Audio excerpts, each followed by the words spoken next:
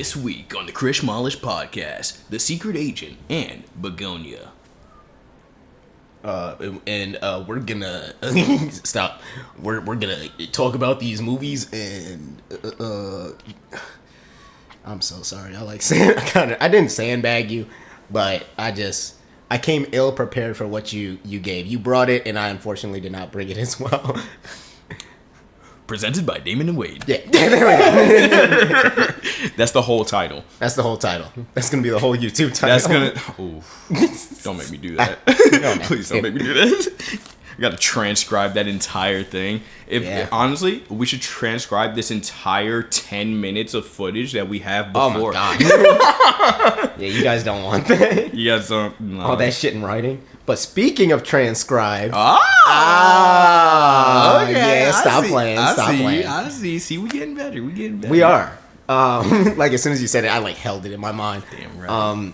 We're gonna talk about some of the Secret Agent here, baby. Yeah, foreign film. Another, our second foreign film actually. The only other foreign film. Also, so we are currently in a post-Oscars environment, and I was looking, and I feel like out of all the movies, this one kind of flew under the radar. Did this get nominated for anything else other than? I was gonna talk more about I was gonna talk about Oscar stuff more in the next episode. That's fair. So you guys stay tuned for that. That's a little sneak peek. We'll talk about. I mean, yeah, we're gonna talk about the Oscars and we'll talk about stuff, podcast. you know. But yeah, here we are. We got the Secret Agent. Funny enough, this is. I mean, I just got I thought it was interesting that this year we had the Secret Agent. And last year we had I'm Still Here. Yeah. And they're both this one in my notes, in my ending notes, I said that it was very reminiscent of I'm Still Here and the end of The Pianist. Not the Pianist, Brutalist. Oh, I was about to say I don't know what I have not seen The Pianist. Yeah, The Pianist is another Adrian Brody movie. He won the Oscar for that. Yeah. So I just thought that was very interesting that it's another movie that's a commentary on the government of South America in the old days. But in this one it was less of the government and more of corporate interference. Yeah, you're right. It was more of him not being a capitalist shill. Because I mean that even in one of the scenes that dinner scene he was like, "Are you a communist?" He was like, "I'm not a communist." He's like, "You're not a capitalist." He's like, "I'm more communist than capitalist, but hey. but I'm not a communist." Yeah. So I guess we should talk about who these people are. So our main character here, writer and director first. Right, correct.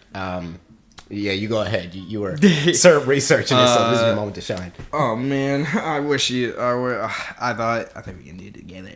Oh, sorry. No. This is directed and written by Kleber Mendoza Filio. If we pronounce your name wrong, I'm deeply sorry. I apologize. And like and subscribe. Like and subscribe if you're watching. Anyway, we liked your movie. We'll get back to that whole thing. Ooh. We're getting a little saucy here. A little bit. I mean, it was because it's just okay. So first off, we'll get. Yeah, what's up? Full transparency. This is another movie that's like we said, completely Portuguese. It gets a little hard to follow sometimes, at least for me. Mm-hmm. Just because it's a lot of reading. There were a lot of moving parts as well. There was a lot to pay attention to and read, and then you have to get the feeling of what they're saying. Yeah, because it's their native tongue. It's their native language. That's always going to have more impact than it being dubbed or anything like that. Yeah, and also this movie jumps between the past and the present a little bit. And not very often, but yeah. No, but I was just going to say, because when it was doing that, at first, I didn't even realize that we were jumping. I realized because it was a computer screen. Yeah, and that's what I was going to say. The main thing that ticked me off is not only was it a computer screen, but did you feel that they were using Audacity? Yeah, I saw the. I didn't peep that it was Audacity, but I peeped that it was a audio software. Yeah, that is literally because I saw it was like the exact same layout that we have here. So shout out them. They're using the same stuff that we're using. I don't know if they are using Audacity because she was recording other audio files. She wasn't recording herself. Audacity is like an audio editing software. Like you can just like put stuff on there. I guess. It's just that we use it for this because it helps. I don't be editing no fucking audio. Yeah, neither of us do. We ain't editing shit on here.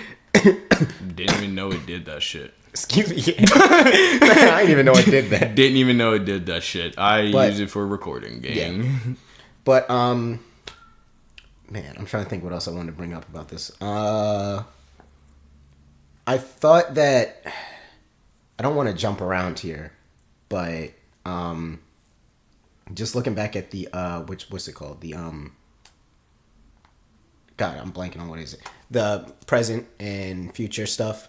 I didn't realize that she was just kind of like researching him just because like she was just like, correct me if I'm wrong, but was it just because they were from the same place, the same area? No, she said why she was doing it. She said a school paid her to transcribe the records. Oh yeah, that part. I'm sorry, I was getting lost in some of this. But yeah, I thought I'm not gonna get into the ending. I'm not gonna get into the ending yet. You just my fault. Yeah, no. I don't know. Did you want to? My fault. I'm off. Gang, come on. I mean, look, I like the first scene was really cool. It really set the tone. It was when he got to the gas station and there was just a dead body, like laying there, and the attendant to the gas station, he was like, don't worry about that. He's been there. He tried to rob me. I called the police. They didn't come. I don't worry about that. You want me to fill you up? And he's like, yeah. And it kind of sets the tone that okay, all right, he's gonna see some shit like throughout this. Like he literally pulled up to a gas station to a dead body, and the attendant was casual about it. That, and also it shows you a little bit of like where the government's kind of lying. Yeah, because like when the police officers do pull up, they don't even address the dead body really. Yeah, they don't address it. They are there to stop our main character Marcellus, Marcellus and Armando. Yeah, I just want to clear that right now. He is both Marcellus and Armando. Yes, he is. But yeah, they're there just to check Marcellus's like documents, like. Do you have your ID? Anything in the car? Any drugs? Any weapons? Blah blah blah, whatever. And then this is the part that I was like, all right, they're not going to be any help. He asked for a donation. Yeah. And it's like, bro, what? Like, first off, I know this isn't going to the police force. Second off, why would I give you money? Third off, if I say no, you're gonna cap me. He's like, so do you want to donate? No. Bang! Right, no, for real. He doesn't have any money, but he gives him cigarettes, and that's enough. So, we let it pass. And then that title card comes up, and I kind of liked it. I forgot what the title card was, looking back. No, it was just him driving, and it was just this. Yeah, it was the first scene. Okay, yeah. And then that scene was maybe 10, 15 minutes, and then we get the title card, and then we get everything else. It's pretty cool. Yeah. Like it was interesting. It was tense while still being like relatively small. Yeah. A little like small time. Yeah, it was pretty cool. I see where you're coming from. Pretty cool. Eventually he's like he's with they don't like to use the word refugees. They don't like refugee. They don't like the word.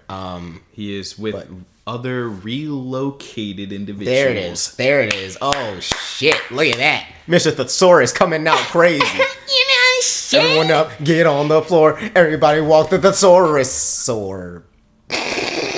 I was really getting my jig on. I really thought I had it. But anyways, he's living amongst these relocated individuals, and they're like taking refuge. Well, I guess that counts, but whatever.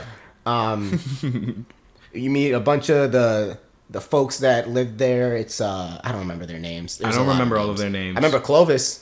Clovis was cool. Clovis, he was like he takes care. He doesn't run shit. Yeah, he was a young man who ran away from home. Yes, and he's not in school yet. But you look. What was her name? It was Donna. Donna something. Oh my goodness. Donna, and I don't remember her last name either. Oh my goodness! Because they call it every older woman Donna. I think that's like a miss. I think that's a term like miss or ma'am or something like that. Because I did notice that. I did pick up on that. I don't remember her name. She was so sweet. She was. But she told Clovis what to do. Clovis did it. Hey. Yep. She running shit. She's like head honcho around this bitch. She is. She is. Everybody listens to her. She attends to everyone. She gives everybody like straight shit. And this is at this point you get one of like every now and again this movie gets a little like surreal. Mm-hmm. And you get one of these here. This one isn't like as big as some of the other ones, but you get the two-faced cat. Okay. Yeah. That lives with them. I mean, that's just there. Yeah, it was what was the cat's name? Oh, I definitely. Wait, no. It was like Liza. It was Liza and Elise. That's what it was. Liza and Elise. Because I was like, they're like close to each other, obviously. And it's like you get a couple of these moments throughout the movie where it's just like, oh, it's getting a little strange out of nowhere. Oh yeah. Oh, absolutely. Absolutely. Was the I'm trying to remember, was the when he pulled up and like the dude in the costume was like all up in his window. That scene was kind of surreal because the audio changed as well. Was that when he was driving up? That was when he was driving too. Okay. Yeah, that was after the title card. Yeah. Cuz a festival just happened. I forgot if it was Carnival? I think it was Carnival. Yeah. I think it was Carnival. Pretty sure it was. And like everybody's getting back or like still partying a little bit. And like there was just this dude and like I don't know how to explain it, but it was like straw. Yeah, that's what I was gonna say. It was like straw from neck down and a red head. Yes. It was like a pig. It was kind of shaped like a pig. If you've seen Back at the Barnyard, and you remember, oh my God, what was his name? Yeah, I don't remember his name.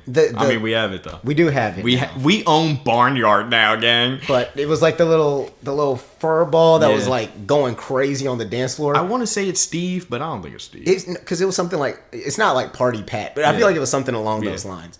Party Pat's regular show. Yeah, that is regular show. Okay. But he kind of looked like that, and he just had like this red mask. The red mask was kind of cool. Yeah. But yeah, it was kind of like. It kind of reminded me of a pig. It kind of reminded me of Jigsaw. I can see that. I can definitely see that. Yeah. It definitely gave like some. Is a cult the word I want to use?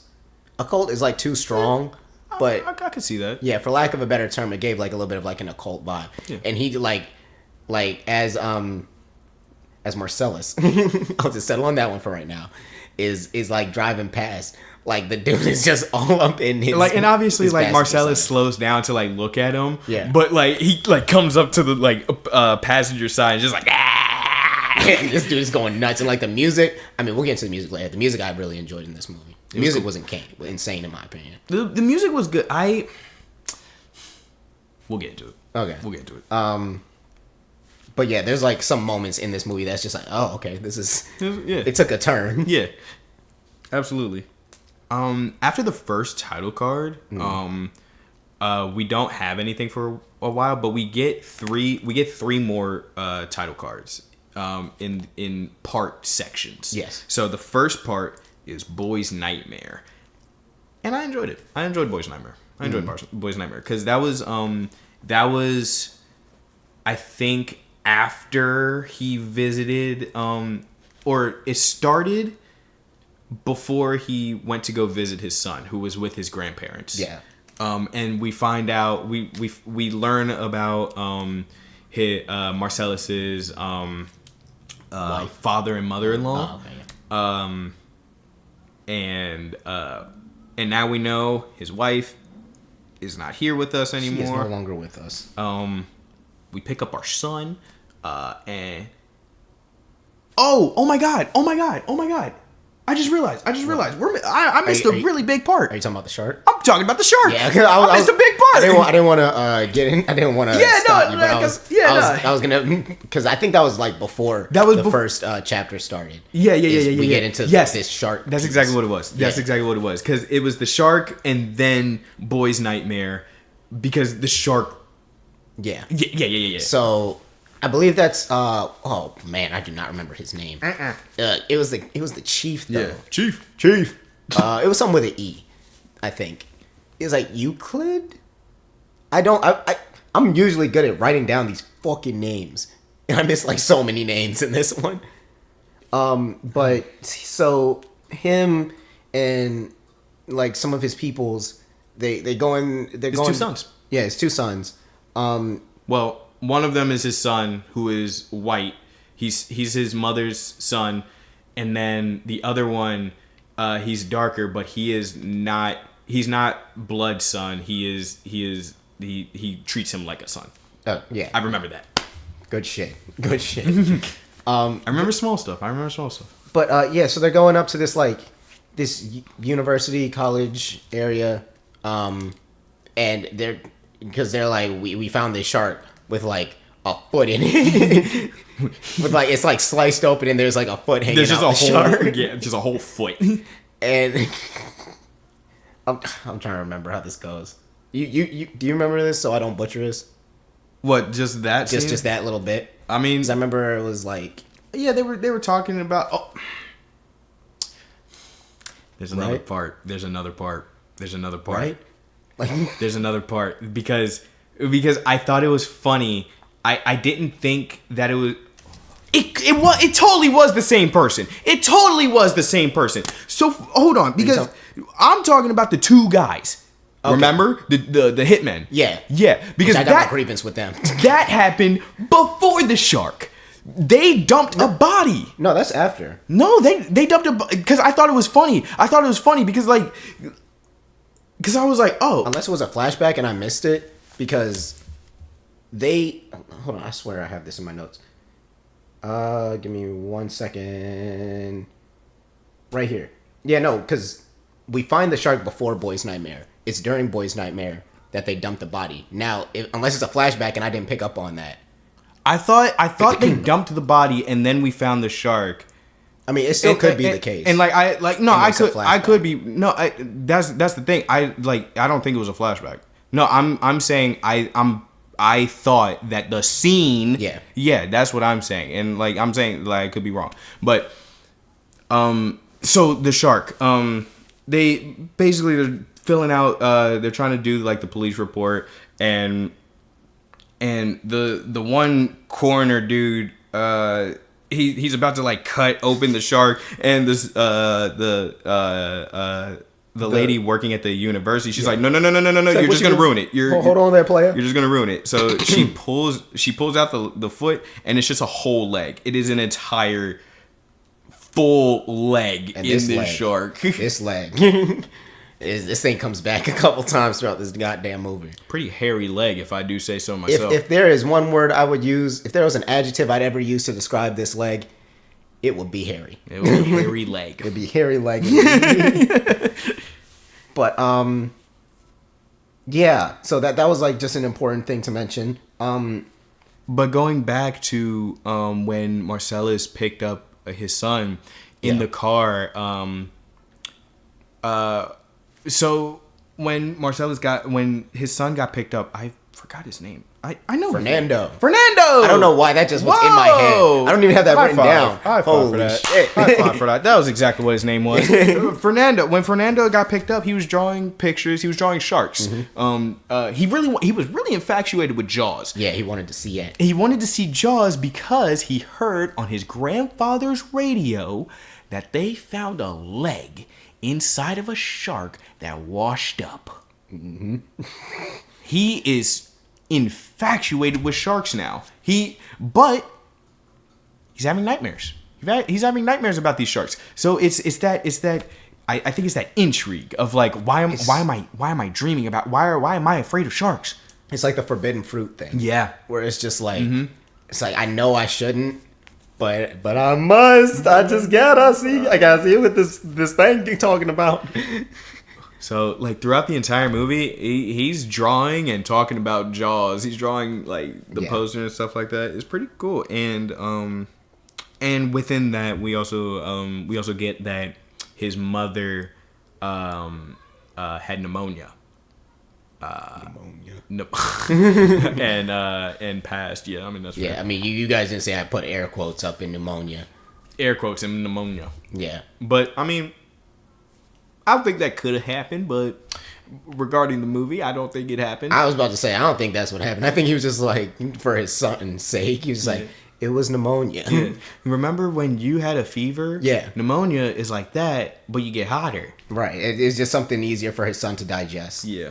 I'm trying to see what else happened in this chapter before we move on to another one. I didn't have a lot written down. I did have one where like we see Marcellus like kind of in his room, and he's like looking through his box. He's taking out like pictures, taking out passports and stuff like that, and the score is really good. And he goes up to a record player and he starts playing a song. Like the score settles, and as soon as he puts the needle down, the song starts. And I was that's pretty solid. I kind of like that. I kind of like that. It was a literal needle drop. Damn. Needle drop.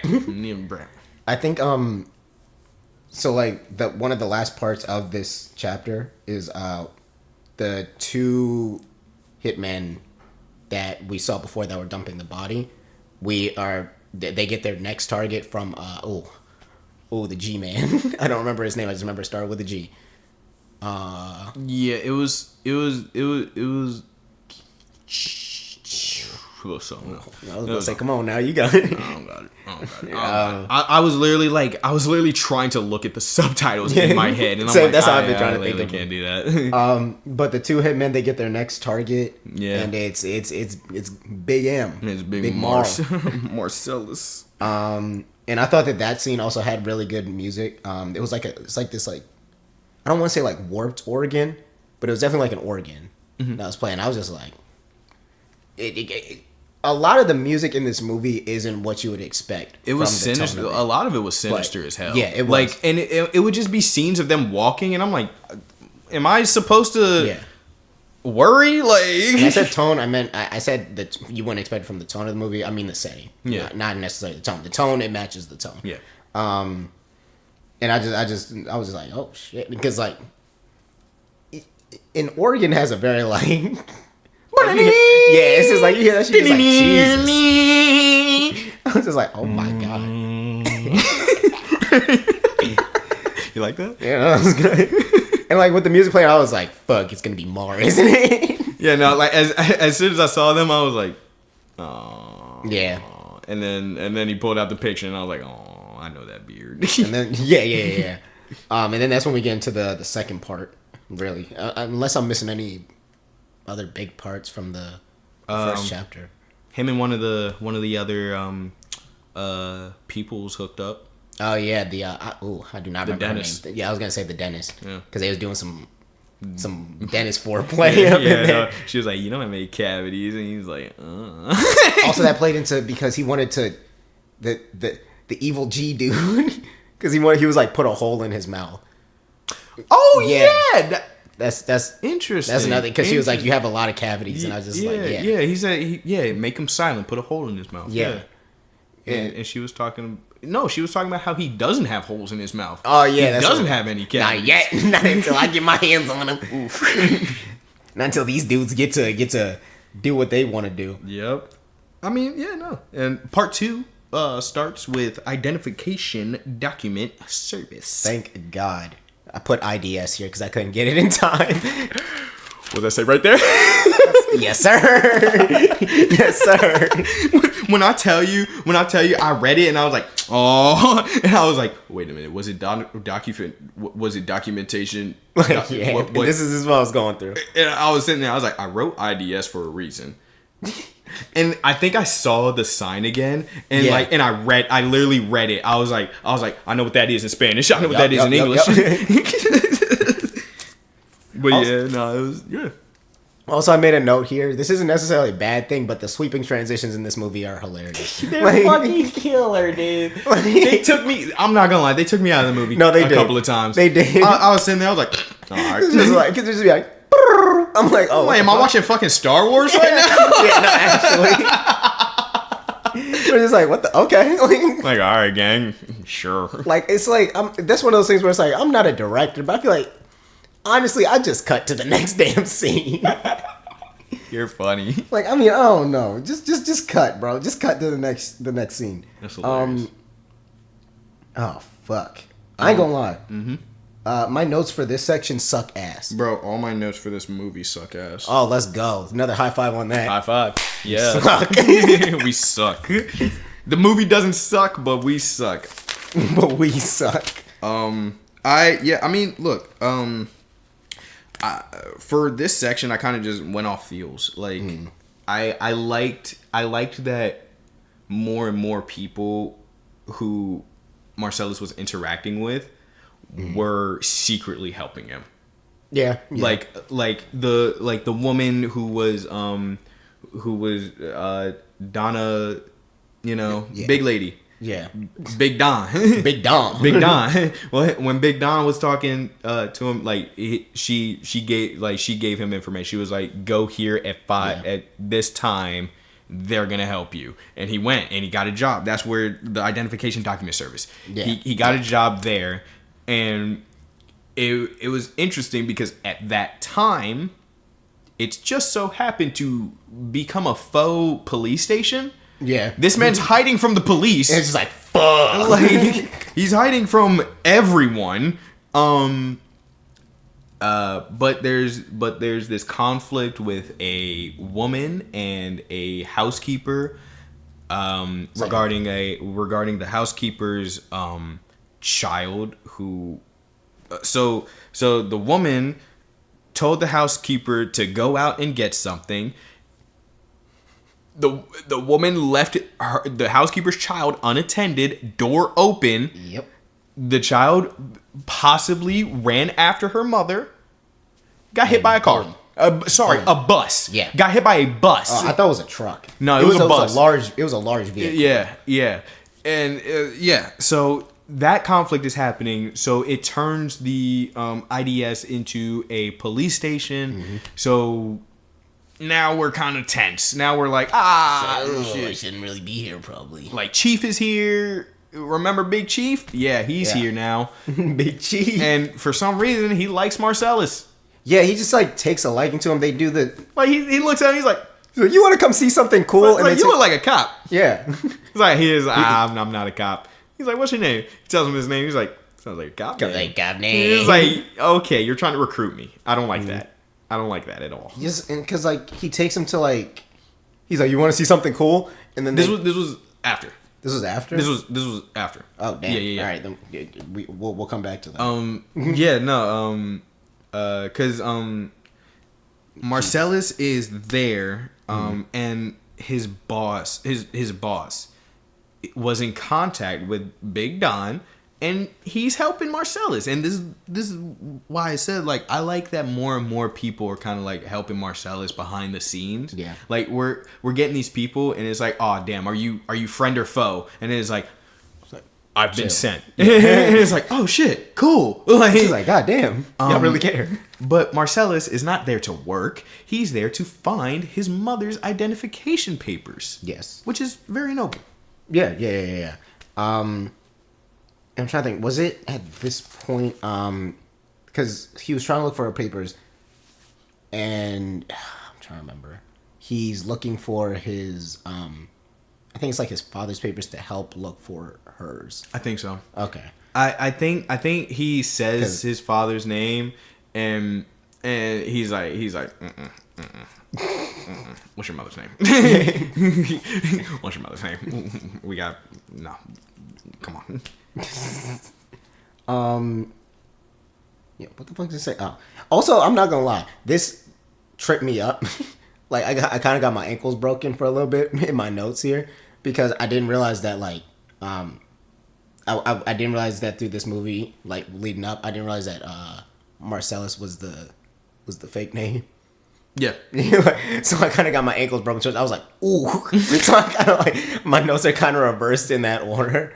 Because when I realized like, oh, it's the other way around here. Okay. So like, I just reading some of this. I'm kind of like, wait, is that? But yeah, no, I got my shit fucked up. Don't worry about that. That's this one's on me. Movie, this is on me. What is it? Who is you? Oh, right. Before I get to this scene, am I missing anything? Let me know before I get into this.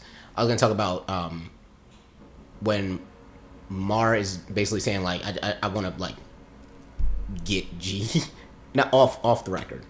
You know what I'm talking about? I mean, we would have to talk about the record. We would have to talk about the parts leading up to that. Yeah, I guess so. So, right. Oh, fuck. What were their names? Do you remember their names? No. Gang. I was just going down on a limb. So no Tina Marie. You said what? I said no. You sly dog. Yeah. You sly dog. Sorry. But yeah, God bless them. Whatever their names are, it's they're interviewing Marcellus about fuck. Oh shit. I'm blanking. What is it? What is it that they're interviewing on? Fuck, I can't remember. And it's not in my notes because I took shitty notes on this one. God damn it. They're trying to figure out what's going on. Like why he's being hunted, why he needs protection. It's just why. Like he's telling them the story of like how Marcellus got into contact with Big G Man, how he was working at a university, and G-Man came up being mad disrespectful and racist throughout the entirety of all of these scenes. Oh yeah, right.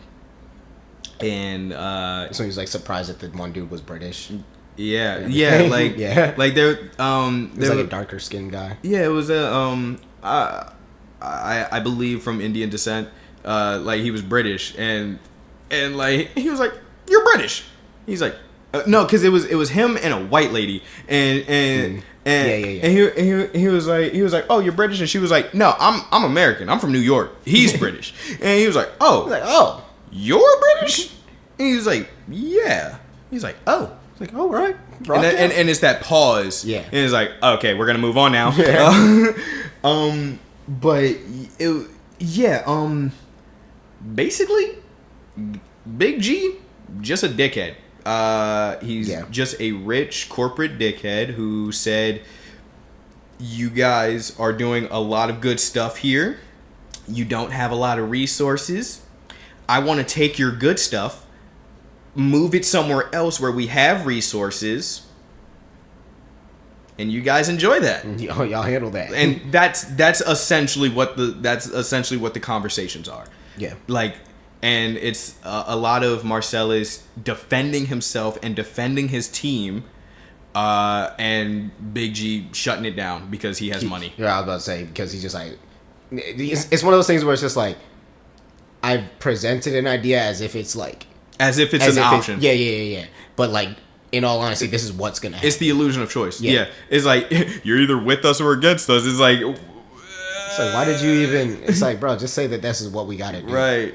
Like, just like, if you're gonna be a dickhead, be full dickhead, I guess. Yeah, and I remember he said that one of the people spoke up, and she was like the first to lose her job. It's just like, wow. It was it just went from there. And now this guy wants to kill Marcellus. Yeah. He's like, oh, all right. And yeah, he's the one that sent the. I mean, no, we already said that they sent the hitman out. Yeah. And yeah, like, so like that's all going on. Like they got the videotape going and everything. And eventually he's just like, wait, hold on. Yeah, no, like he stops the audio recorder. Yeah. And he's like, if I could, if I could, I would kill this man. I would kill him with a hammer. Yeah, he was like, I would like bash this man's skull and with a hammer. And one of the guys, one of the people interviewing him, he was like, you're not gonna do that, are you? He was like, no. He was like, you don't have a hammer with you. He's like, nah, but I know how to use one. Yeah. I was like, that's cool. All right. I can't remember exactly what the quote was, but I did remember that. Yeah. I was like, damn. He asked him, do you have a hammer? He said, no, but I know how to use one. And I'm like damn. All right, brother. All right. If the opportunity presented itself, he's going to do it. And that's okay. You said what? And that's okay. And that's just okay. He sent out killers for him. What? No, I'm not taking that. Yeah. So also, so like this is like kind of separate, but also what's going on in the world. I know exactly what you're about to say. This fucking leg. The hairy leg. This goddamn leg. The story of hairy leg. Yes, like I can't explain. I guess it's because it hit the newspapers and like all the kids were just like. The people just like it became like a legend, like an urban legend. Yeah. It was a scene where first off, it didn't start off as this scene, like like it was presented as one of the relocated individuals reading a newspaper and the scene starts with the visual representation of her reading the story. Mm-hmm. So it's her narrate, but it's not narrating. It's not narrated. Yeah. Yeah.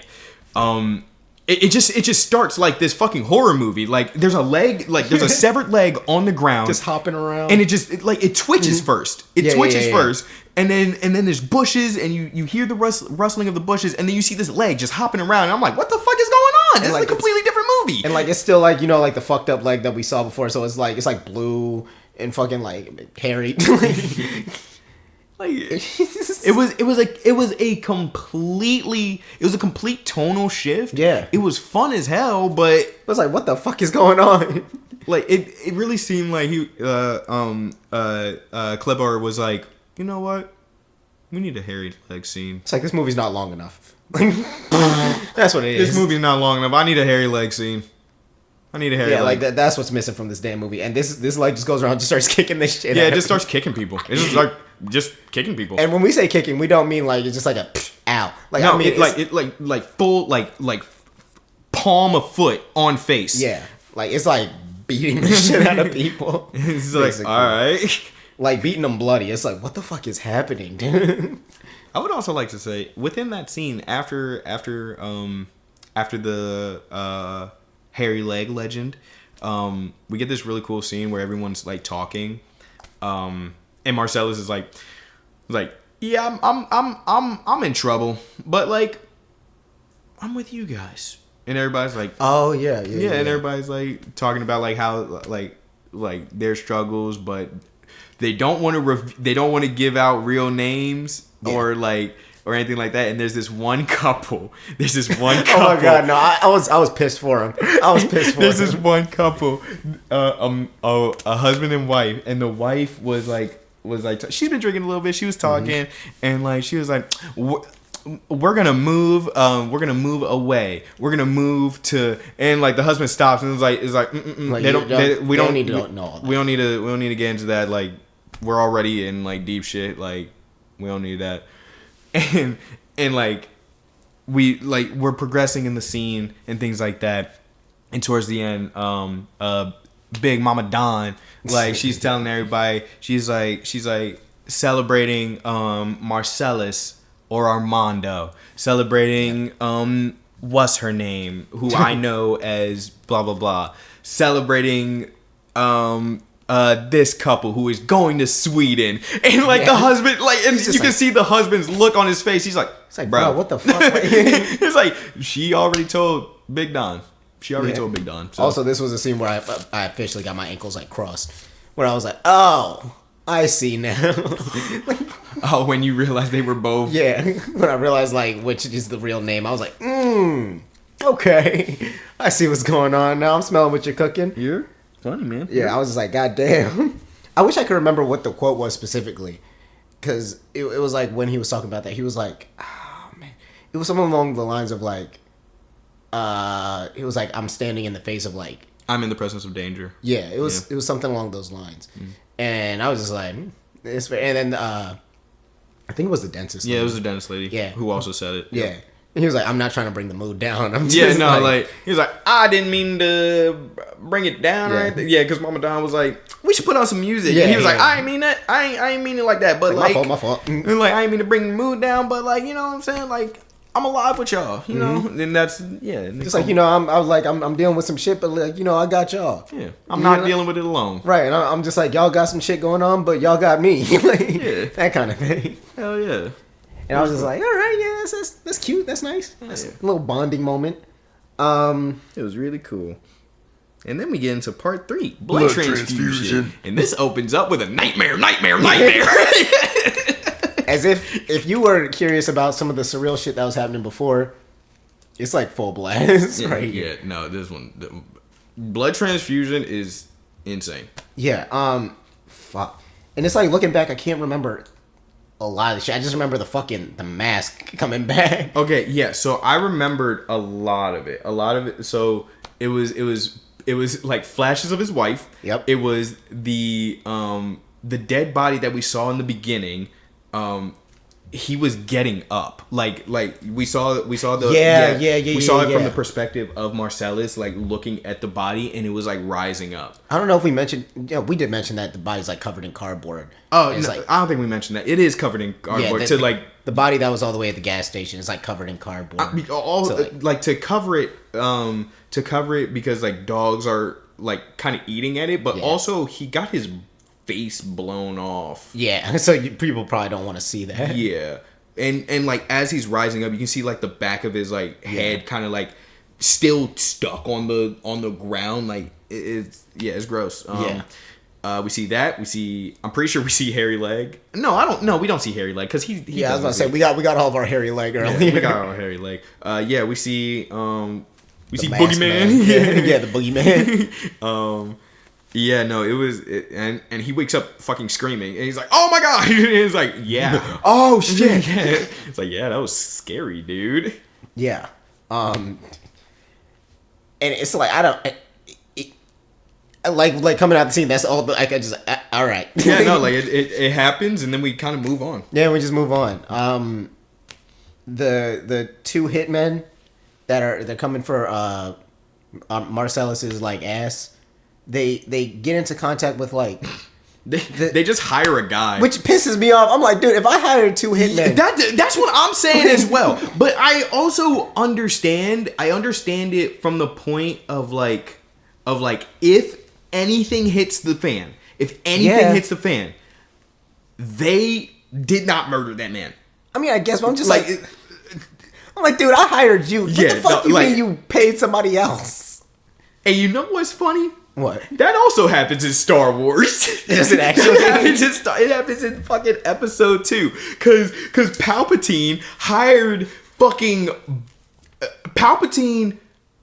hired Dooku, who hired Boba Fett, who hired other fucking assassin, who used a different kind of alien. What the fuck? Yeah. That's a whole chain of bullshit. It's a whole chain of bullshit that happens here. At least this is only like one link of bullshit. It's only but that's 3. Crazy. Yeah, it's only 3 guys. It's only like 3 connections, but still. Yeah, I don't remember what that dude's name was like at all. The dude that they hired him. Yeah, no. And they tried to like discuss a rate to pay the man. He was like 4,000. Yeah, no, he was like, it's 4,000. And so it's an older guy and a younger guy. The older guy is the younger guy's stepdad. Yeah, I just remember. Fuck. Yeah. Is younger guy? That's Bobby. Yeah. Bobby, okay. So Bobby, he was like, you're literally working here, picking shit up like a fucking animal. He's like, this should be good enough for you. I think they lowballed him like half. Yeah, they were like 2,000. Yeah, and he was like, I don't like the way you talk, bro. I really don't like the way you talk. My rate is 4,000. Yeah. He stood on business. You want it done for 4,000? Like, yeah, he was like, I do it for 4,000. You're gonna give me 4,000. Mm-hmm. And he was like 2,000 up front, 2,000 later. Yeah, and he got that 2,000 then. Like, he got that 2,000 right then and there. Right then and there, and I'm trying to think. So like, yeah, no, he's off. Yeah. He's off to go do his thing. He's doing his thing. So now, they were holding the interview in the other scene in Marcellus's father-in-law's movie theater. I forgot to mention, it was the office of their movie theater. Okay. So, yeah, forgot about that too. And in order to find Marcellus, Bobby and Killer Man, they find his father-in-law, and they follow him all the way from the movie theater to the IDS, which is a long. It's across the fucking city. They got that. I was like, they kept tags on that motherfucker. They did that. So then he went off like his. I really wish I remembered his father's name. It was like the father-in-law. It was Alexander. Okay, it was Mr. Alexander. I was gonna say it's something with an A. Oh my god, Alexander was going to the IDS, and when Alexander got there and saw Marcellus, Killer Man was also there, and I did peep because he called him Armando. Yeah. He called him Armando, and it was because it was important, but it was also like, fuck, dude, like God, that, damn. Like that's you're teetering on the fucking line right now. This is my life. That, like, he just found out that they sent 2 niggas, and he has 4. He has like 2 or 3 days. He has like 2 or 1 day at this point. Yeah. At this point right now, he has a few days before 2 guys come and kill him. Yeah. And you're using his real name. And it's just cool. I mean, he kind of stayed cool about it. He did. No, like, he didn't even flinch. He killed that. He heard that shit. He ate was that shit up. I mean, he just. I wish I could. This is like, more for audio. It's definitely a visual action. Yeah. But like he came because Alexander left, and then Killer Man was there, and he called. He like looked. He was like, Armando. Yeah. Nothing. Armando. Nothing. and Marcel was like, he was looking at the files. He's like, yeah. And he just kept looking, and at one point he closed the files, and he just fucking walked off. Yeah. And I was like, that might have been what got you, but you still kept it cool. Honestly, I never thought about it that way. Yeah, it's both. It's both what got him but still kept it good. Because if he didn't move, there's no telling if he would have shot him right then. Yeah. Like, cause I mean, like in that scene, we didn't know, but in that scene we saw that he had a gun on him. Yeah, he got that bitch on him. Like, so there was no telling if he was just gonna blow, because he had the picture with him too. Yeah, and I do believe that 100% he would have, because I mean, we see in this movie he has nothing to fucking lose. That, and also I was just gonna say he has no problem with shooting in public areas as we're about to get into. Because when Marcellus is like, oh, this nigga's calling my name. Yeah, like my name. I would also like to mention we forgot to say that the 2 killers and Chief know each other. Oh yeah, fuck. They're friends. Yeah, they're cool. They're people. Friends. They're buds. So when the 2 killers came to town, guess who picked them up? Big Chief. They didn't talk about work. They didn't talk about like who they were after, but Chief knows he's after someone. Like that, and that's all I'm gonna say. It's fucked up. That's all I'm gonna say. Marcellus goes to Chief and is like, hey, there's someone, like, he doesn't tell him like exactly what's going on. He's like, there's someone messing with the girls downstairs. Like, he's yelling and shit. Like, I need protection. I think he has a gun or something. Like, I need protection. And Chief is like, I like the balls, but I'm not gonna give you a gun. So he sends one of his sons. He sends the darker son. With Marcellus. The son gets another cop. And it's like some white guy. Yeah, some white dude, and they go like looking for Killer Man. Killer Man's at the payphone, talking to old assassin Bobby's stepdad. Yeah. And he's like, "Hey, I found Armando. You want me to go? I'm about to do him. Yeah." And he's like, "Where's Bobby? Bobby's still at the movie theater." "All right, bet. Go get him." He's like, "All right, cool." Killer Man ready now. Killer Man's ready. Getting ready. So Marcellus points him out. He's like, "Hey, that's him right there." 2 cops. Yep. Go forward. He's like, "Hey, you messing with our friend?" Killer Man starts immediately pulls out his gun and shoots this man in the face. And I mean, he got him good in the cheek. No, he shot first dude in the eye. Oh right, he shoots the he shoots Chief's son in the eye, and then shoots white dude in the cheek. He gets shot in the leg and then shoots him again. Yeah, I mean, like on the ground, he's just like executing him basically. And I'm like, oh my god. And I mean, like that shot in the cheek. I was like, yeah, no, dude, like I was telling Wade like during the movie, like. I like my shooting scenes when they're a little fantastical and not real. That one felt a little realistic, and I didn't like it very much. Like that was more upsetting than thrilling. Yeah, no, for real. It was like, oh, someone got shot. Yeah, like, oh, because it's one of those things which is like, yeah, I guess his head won't explode if it's just a pistol. Yeah. If it's just a 38, I don't. Yeah. I mean, yeah, he got him. He got him. He got both of them good. He got them really good. And so, okay, and then he runs. Yeah, he doesn't get Marcellus.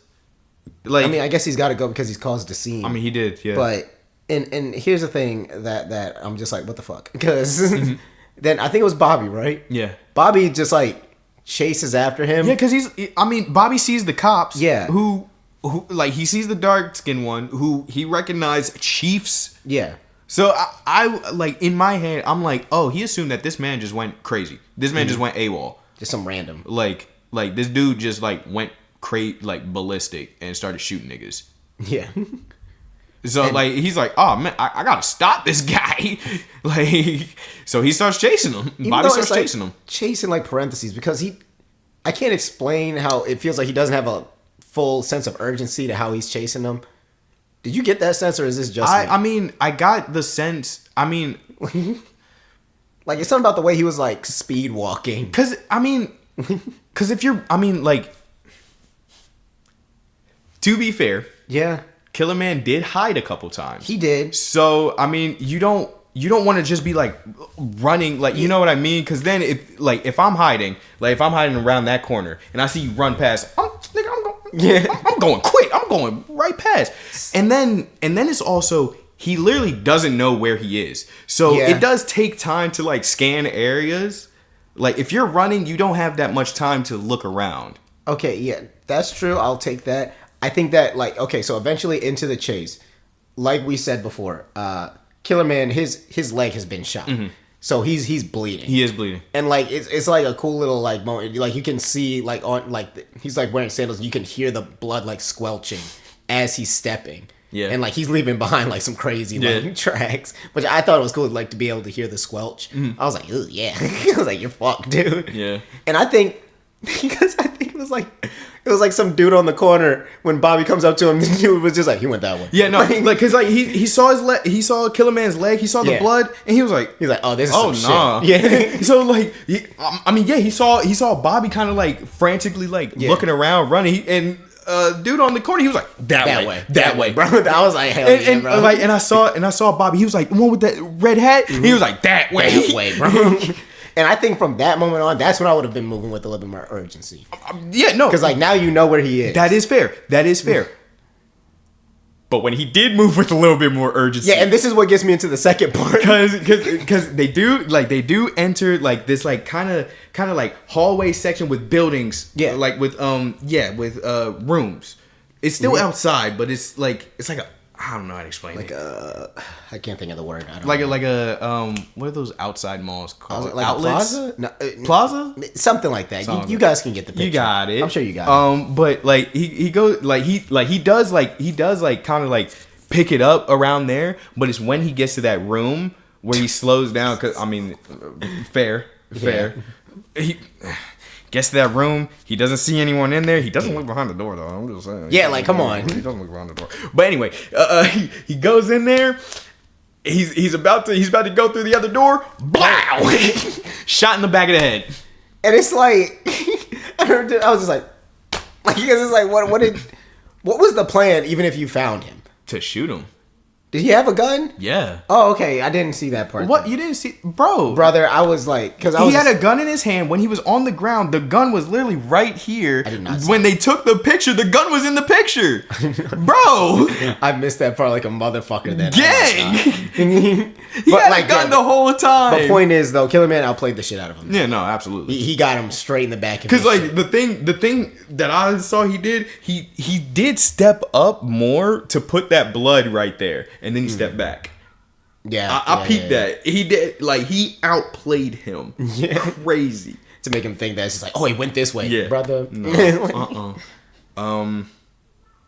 Yeah, no, yeah. The shootout scene was insane. It like leading to and after it was. I thought it was pretty cool. Yeah, I mean, I think the whole sequence was. Yeah, that's what I was gonna say. I enjoyed that probably. Pretty dope.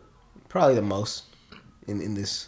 The music was good. Oh yeah. The music was really good. That's I have a note on that too. Yeah, that's when I was like really feeling the music during that scene. Because I'm gonna be honest, I wasn't feeling it because I didn't really feel like it was amplifying any scenes. It was some of the score was confusing me with some of the scenes, with some of the settings, and how they wanted to portray the tone. But with that one, I think the more the frantic, anxiety inducing, like that, like, you know, that kind of shit. I thought that was the noir kind of feel. I thought that was appropriate for that, and I thought that was pretty cool. I thought it was good. I don't have anything else after that until we get to, I guess we get back to the present. Mm-hmm. I believe it's Flavia. Is Flavia or Flavia? Flavia, probably. She's the woman who's been kind of doing the research. Yeah, the research on Marcellus's life and everything like that. We cut to her at some points in the movie. It's not a whole lot, but like it's just be like, yep, this is what she's doing, kind of deal. Yeah, kind of her being like, oh man, this is crazy. I didn't know this part. Like, she's talking to another like student, and she's like, wow, who doesn't seem very interesting. Yeah, no, like towards the end of like because we get those scenes like 3 times. Like, the third scene, she was literally just watching Animal Planet. Yeah, I think we literally just get one per chapter. Yeah, I was like, she was watching Animal Planet. I was like, you're not even. You're like, yep, cool, man. Like, you're not even here. But yeah, so she's getting all this research going, and she lands an interview with Fernando. It said, like, I think it's a blood bank. He's a doctor now. Yeah, he's a doctor. He's a doctor now. And she's going in. She donates some blood, which is very cool of her. And yeah, she just gets a nice little sit down with and. Okay, this is another one on me because I was like, wow, they really got somebody that looks like it could be similar to him. It's like a little bit into it, I'm just like, nigga, that's just him. Like, what are you talking about? Like, I saw him and I was like, wow, he looks like Marcellus without the mustache. Yeah. It's literally just him, but with like a shaved head. Yeah, like it was. He went through so many shaves in this movie because in the beginning, in chapter 1, in part 1, he had like full like bushy hair, bushy beard. No.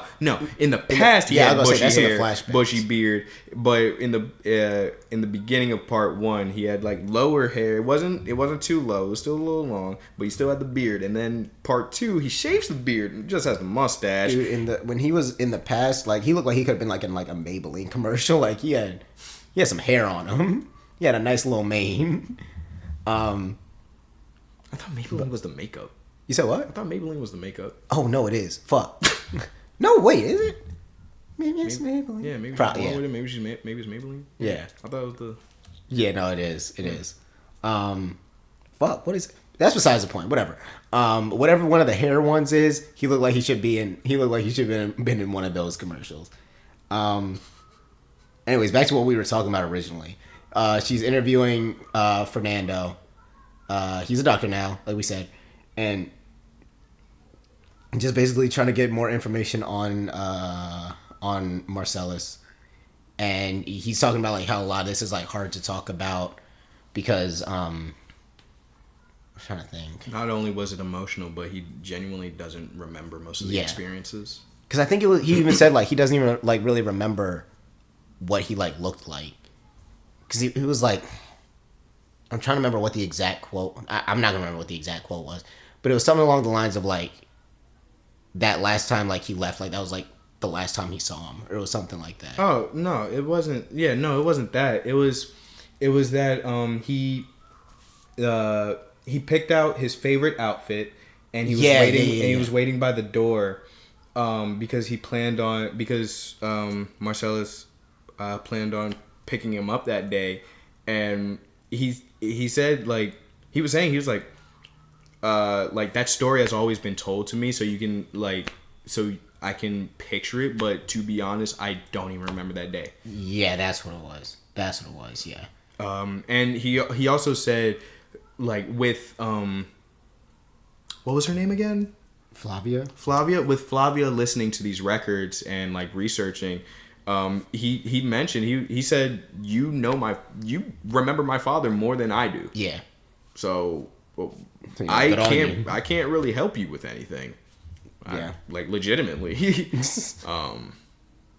But she gives him a copy of all the audio files of his father, which was very nice. Yes. And yeah, and we have this ending scene with him talking about how much he wanted to see Jaws, how much he kept having nightmares and he was interested in Jaws, and his grandfather finally took him to see it, and the nightmares stopped. Yeah. And just a little because he was like, do you know where I went to go see it? Yeah. And she was like, where? He was like, right here. the like doctor's doctor's office, the blood bank, the place that he worked, where he worked was the movie theater. Yeah. So it was nice seeing like those parallels of like, wow, I always wanted to come here, and now I'm working here. Yeah. He was like, I work here now. and it just ends. Yeah, he's pieced out, and that's it. Yeah. What happened to Armando? What happened to Marcellus? Yeah, he got shot in the street.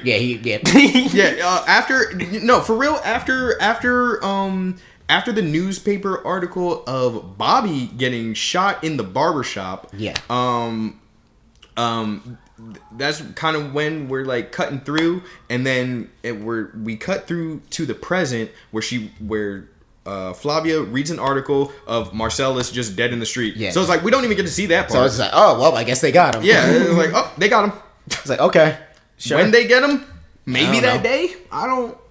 Like I thought, I was like, that's a choice. Yeah. Like, cool. Like, all right, fuck us then. For real.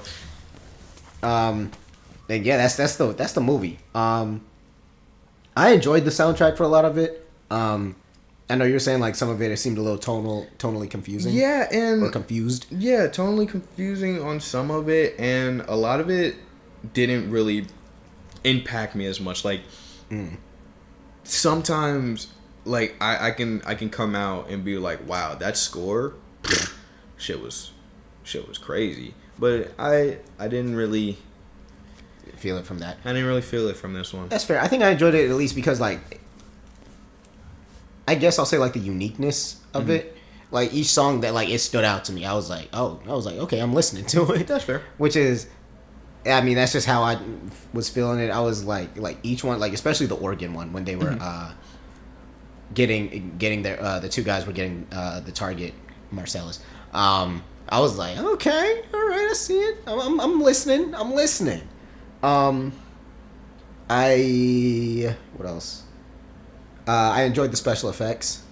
I thought that a lot of the gore and blood. It looked pretty good in this movie. Yeah. Like when Killer Man shot the 2 dudes, I was like, fuck. Yeah.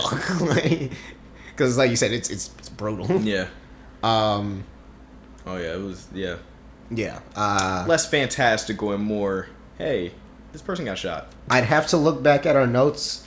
I think that this might be the longest movie out of all the ones that we watched. Maybe. And I'm gonna keep it a buck. I don't think it's deserving of almost being 3 hours. I don't think so either. Like the closest one now that I'm looking through our notes, I think the closest one is fucking F5. F5? F5, wait, brother. Listen, F5? F5. I got the wrong thing on the brain. F1. Yeah. Yeah, Nope. One battle after another beats it by 2 minutes. I was about to say, I thought it would have been by battle. 2 minutes. Yeah. But I think one battle after another used its time better than this one. Like I said, also I think some of the surreal scenes, while interesting and while fun to watch, at least me personally, I didn't get a lot from them. Like, other than visually enjoying them. Like, I don't know what they really that's fair. provided for the rest of the movie. Yeah, I have no idea what Boogeyman meant. Right. I don't know what the fuck he was doing. I don't know what Boogeyman meant. The closest thing that I could get to understanding anything was the two-faced cat. Because I get. Because I'm the duality. Yeah, I'm just he's got 2 names. He's living 2 lives. Yeah. Sure, I guess. Even though, because he's not really living 2 lives. No, he's living. He's one life. Is just I don't. Like I said, I think those were things that just kind of padded out the runtime, and there was a point where I was just all right, we can wrap this one up. I feel. Those are my main takeaways from it. I enjoyed the side characters also. I almost forgot about that one. I think I've said before I'm not super sensitive to bad or good acting, but I don't think there was. I think everybody was pretty good in this movie. I didn't see anything egregious. Yeah, no. Or but I also didn't. I don't think I saw anything super. I didn't see crazy. I didn't see anything that really blew me away. Yeah. I thought Marcellus, what's his name? Wagner Moura. I thought he was good. Yeah. He was cool. I liked him. Yeah. Those are my main thoughts. I gave it a 7 out of 10. I gave it a 7 out of 10. Yeah. I gave it a 7. I gave it a 7. At first, I was trying to in my head rationalize. I was like, am I being mean if I give it a lower score? Should I be higher or something like that? But I was like, 7's fine. Yeah, it's cause 7's fine. And that's exactly what I was just I just came out of it. I was like, a lot happened. And I don't feel I feel like I'm whelmed. Yeah, I was pretty whelmed watching it. Yeah, I came out of that and I was like, all right, 7. Almost 3 fucking hours of my day. 7. 7. And I was just and it's crazy because when we talk about it, it makes it sound like we enjoyed it a little bit more. I mean, it's fine. If there was a movie that I'd want to watch about the old time South American government, I would just watch I'm Still Here. I think that's valid. Yeah. I think that's valid. And there's one thing, I've talked about this with music also. If there's one thing that I don't think you want when you're watching a movie, it's for somebody to be I wish I was watching a different movie. That's completely fair. Yeah, no, if you're watching a movie and you're like, oh man, this movie does this but better. Yeah. Unless you're talking about a sequel or a prequel to the movie, then you probably don't want that on your movie. And that's what I was feeling watching this. I was I'd rather just watch I'm Still Here. And it did make me realize, I was I said I'd rewatch it. It's making me want to rewatch it. That's fun. That's fun. That's really cool. So yeah, that's what I got. You got any other final thoughts? No, I gave it a 7. Yep. I also said it was reminiscent of I'm Still Here and the Brutalist regarding the flash forwards and how other people were kind of experiencing those factors. That's a good takeaway. I didn't think about it like that. I forgot about how The Brutalist went. Yeah, because The Brutalist ended with the wife. Yeah. And I'm Still Here ended with the family. Yeah, all of their kids. The kids grown up. Yeah. So I thought it was cool. Like it's a legacy thing where it's like this is how other people were being affected and things. So I kind of like that, but yeah, 7. Sorry, but I mean, it was good. Yeah, right. If there's one thing I gotta say, it was good. It was not bad. It's not bad, but for an Oscar movie, that's come on, man. Valid. We'll be back with Bugonia after these short breaks. It was supposed to be messages. After these short messages.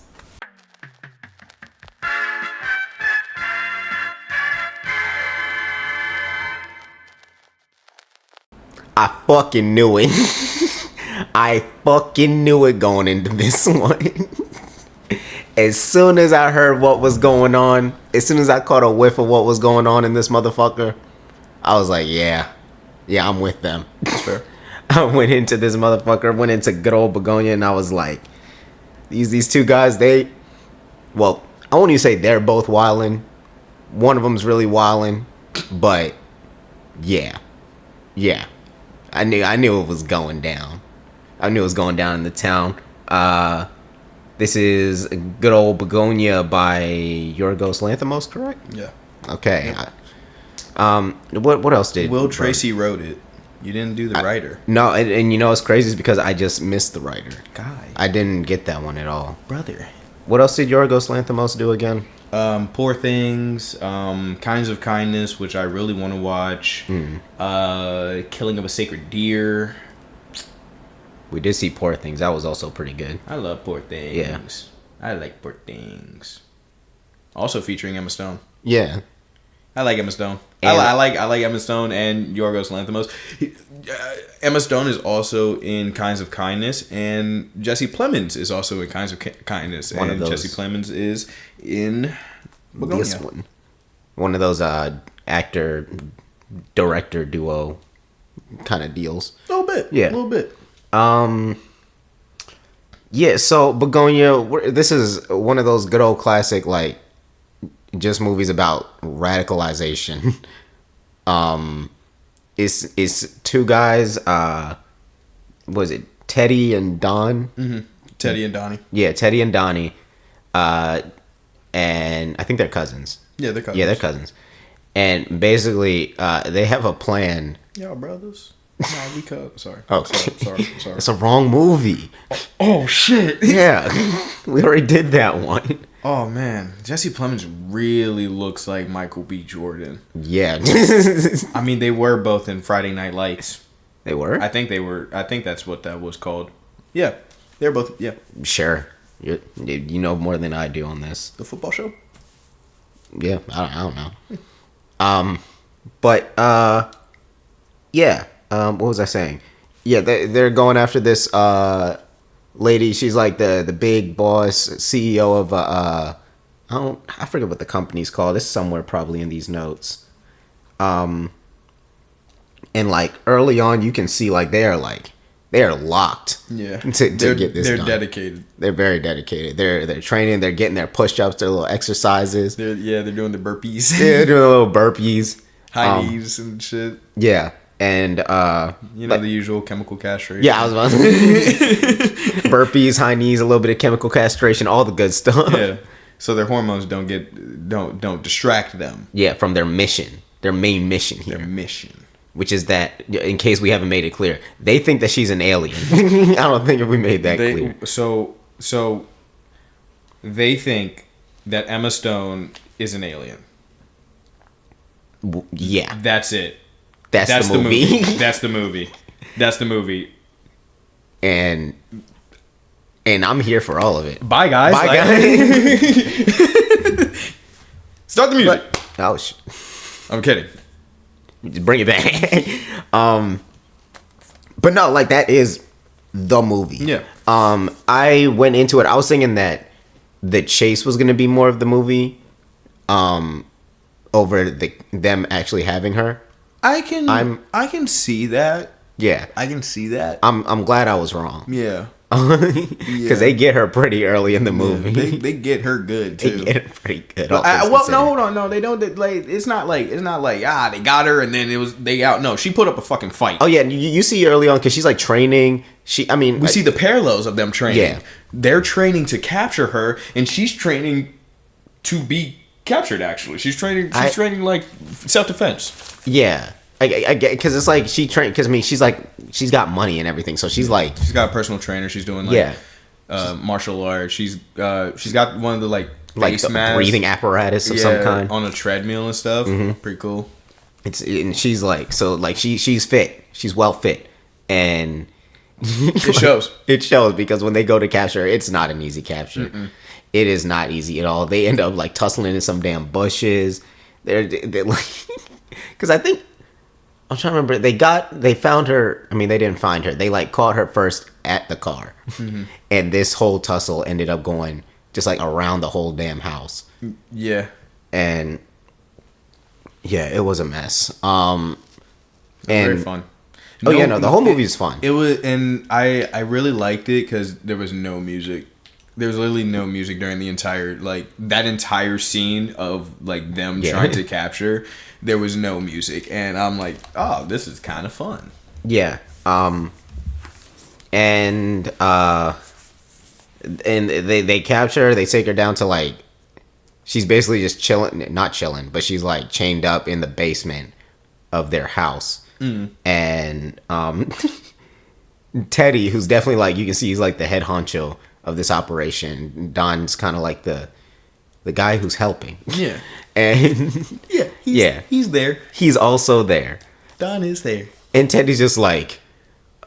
Yeah, he's like, Don, we have to complete our mission. Yeah. This is it's more than us. We have to protect the world. The world. I'm trying to remember what was the race. It's Mass Effect. Andromeda. Oh yeah, the Andromeda Queen. Yeah. That's what. Yeah. And yeah, so that's you we know you're an Andromedan something. And she was like, I would also like to say, sorry, I don't mean to no, go ahead. I would also like to say during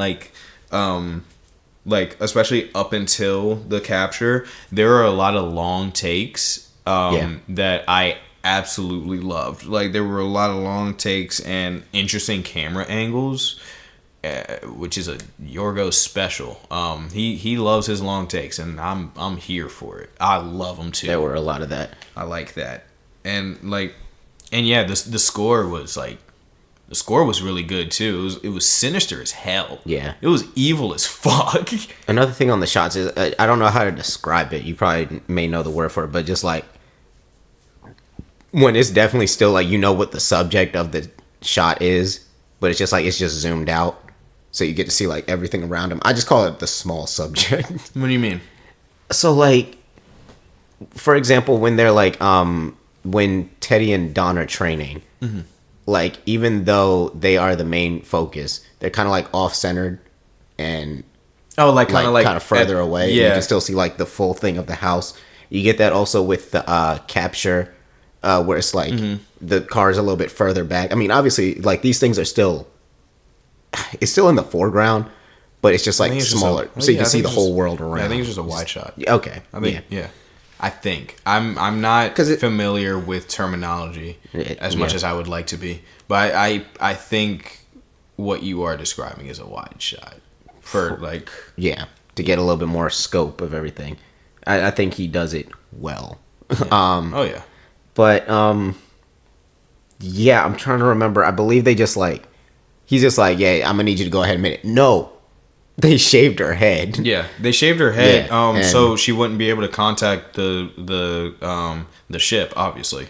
Yeah, and they put some it's cream, some sort of ointment that dries out. Yeah, to weaken her, of course. Yeah, obviously. I mean, you can see they're very well versed in this shit. Yes, yes. Or at least Teddy is. You see, the more Teddy is studied. Yeah, Don is just kind of just like, yep. Teddy has studied. He's very studied on this matter. And she's just trying to be like, I don't know what the fuck. Like, early on, like, you can see, like, her confidence kind of breaks. Because early on, she's just like, here's what's going to happen. Yeah, no. She's like, hold on. Y'all are obviously kind of wilding right now. Yeah. I'm a very important person. There's going to be people looking for me. Yeah. I got money. I have resources. We can work something out, y'all. Yeah, because she's like, I guarantee people are like, they're already here. Like, I mean, not here, but they're already like on their way. So it's just like, to make this I'm trying to give y'all the best possibility out of this. And like, Teddy's not listening to none of it. He's just like, yeah, okay, alien. Yeah. Whatever, motherfucking. And it's crazy too, because like, even if she's an alien, she still is actually a CEO. Yeah. So there are actually gonna be people looking for her. Yeah. So I'm just like, all right, man. I'm trying to think about some other things. There's like an officer that's her, not her. That he's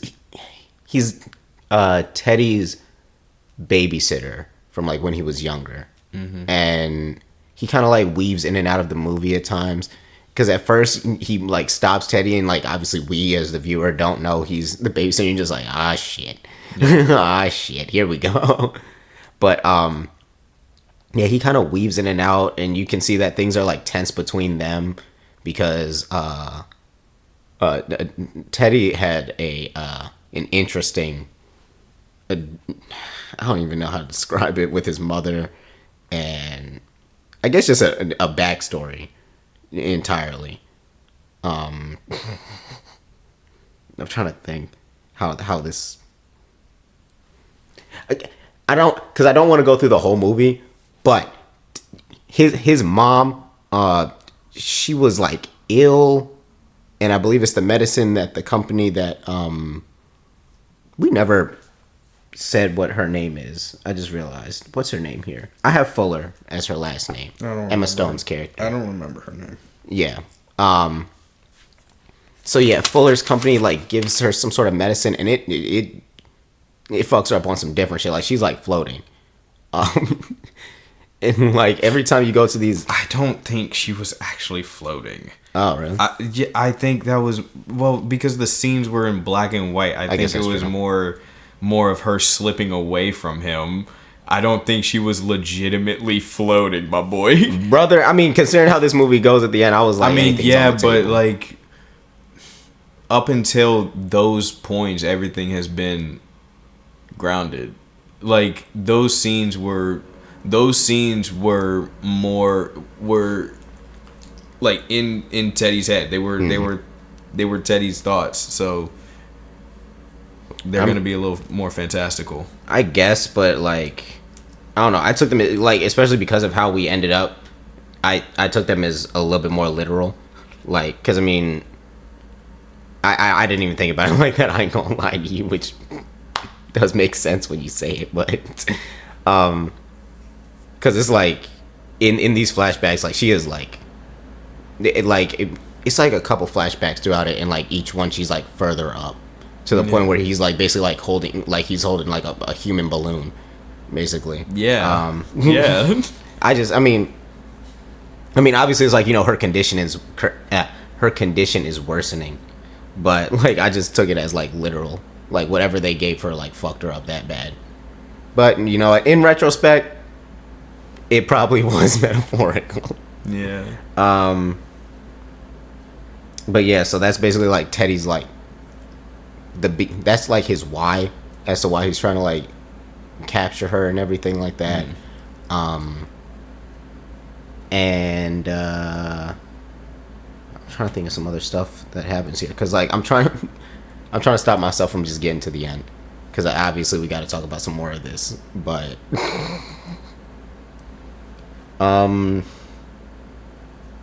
they had some what is it? We didn't talk about some of the B stuff that also is going on in this movie. So at the beginning, it opens up with like basically explaining what CCD is, I believe, colony collapse disorder, and I'm trying to remember what the exact correlation it was to the movie was. It was something along the lines of like, fuck. Do you remember? Because I want to say it was like her product that was causing it or something like that. What? Her product. It was something along those lines, but I don't remember what. No, I don't think it was that. I think he was a beekeeper, and like, I think the correlation was the infrastructure of which they stood on. Queen bee type shit. She is the queen bee. And a scene that I was gonna point out later was the dinner scene where they were comparing her company to a beehive, and they were talking about both of their interests with bees, and like it was like structure, and they work and they don't complain, blah blah blah, whatever. Yeah. And both of them were like, oh yeah, you like bees, and blah blah blah. So I don't think it was a direct correlation to the company, but I think they were. I think he was comparing her company to a beehive within CCD. Yeah, no, because I was gonna get to that dinner scene, because like it started off kind of nice, because at some point in their interrogations of her, he eventually kind of realizes that she's like a royal. That's way later, dude. That's way later. I mean, yeah. But yeah, that she's like a royal. She's higher up in there in the Andromeda hierarchy, and that's why he's like trying to have dinner with her, and it's going well at first until some of the bee stuff happens, and they kind of like they have that clash in ideals, and then it gets into, I believe it's her that brings up his mother first, and I think she calls her by her name, and he's like, don't call her by her name, and like he like fucking like tackled her, and like Don's just like, mind you, Don was at the table this whole time, and he's just like, they made spaghetti, and he's just trying to enjoy his spaghetti, man, and and like, so I think he like, yeah, no, Teddy's like basically like he's just like strangling her, and like, I mean, she's trying to fight back, she's got like a fork, and she like stabs him in, I think it's the arm, and like it's, and then she gets on top of him, and Don's got a gun, and he just kind of like clocks her on the back of the head, knocks her out.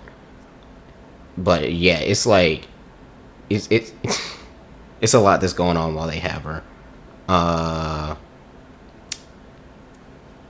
Yeah, I'm trying to think what else happened here.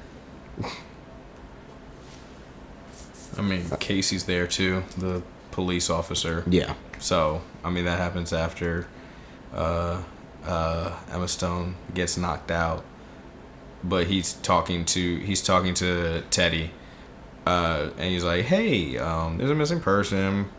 I was wondering if you saw it, because a cell phone picked up a signal at the tower that's closest here, and I know it's a long shot, but I just thought I'd stop by. Gotta check all my sources. Gotta check."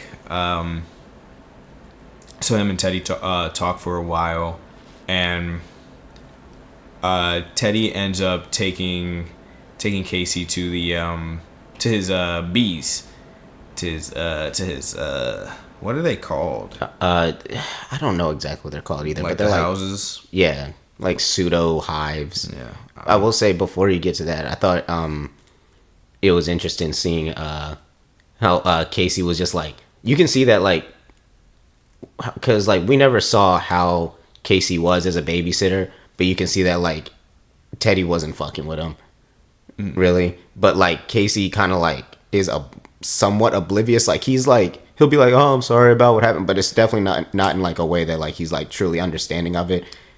I didn't take it as that, because I took it as he also, because I mean when they interacted, he said like, I'm sorry that I haven't been around for a while, like so like after his mom, I feel like I didn't like he was trying to like apologize for stuff that happened when he was a babysitter, which I don't know about, like they didn't get into that was weird. But like I didn't take it as like him like not understanding that like Teddy wasn't fucking with him. I think now he's like, I may not have been fucked with. I think he was like genuine about it.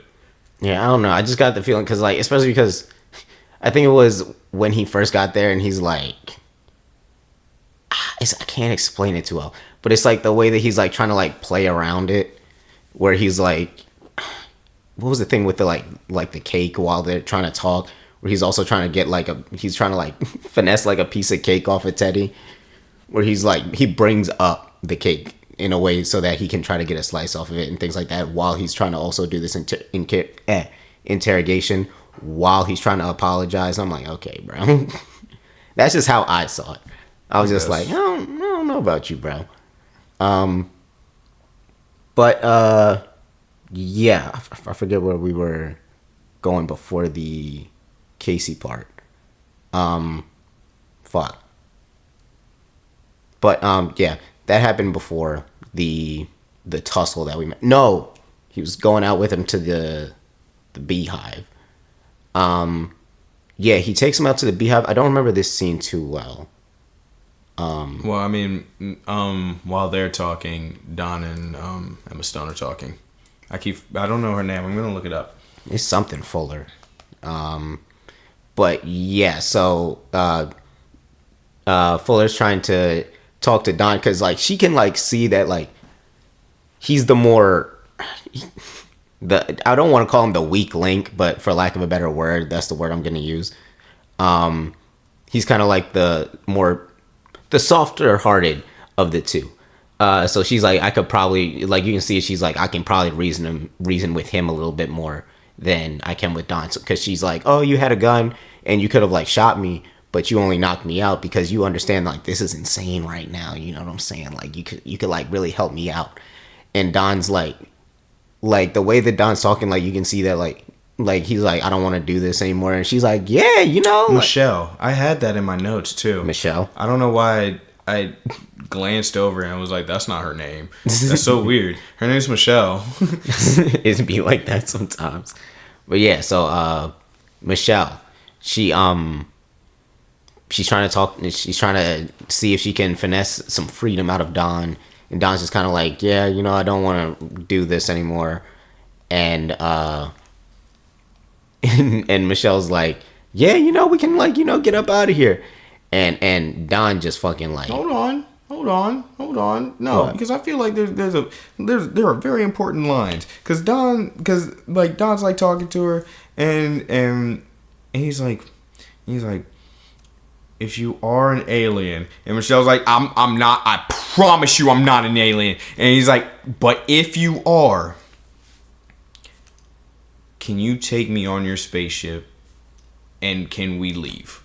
Yeah. And she's like, yeah, of course we can do that. Yeah. Of course we can do that. She's and like, I got you, bro. And Don's like, I'm ready to go now. Yeah. And they didn't leave. They did not leave. They didn't leave. Remember how when we were talking about the secret agent, and when someone got shot in the face, and it was a little like wow, that was that's a bullet in his face. Yeah, this one was like that too. This one was a little like that too, because it was just like, oh, because I mean it was a shotgun. It was too. Yeah, that was so, like a full like them long bitches. Yeah, so it was just like, oh yeah, Don. Yeah, no, he He's gone. He as some would say, blew his shit smooth off. And cool. Like, but yeah, and it's just like Jesus Christ, and it's like it's blood everywhere. It's like fucking hell, man.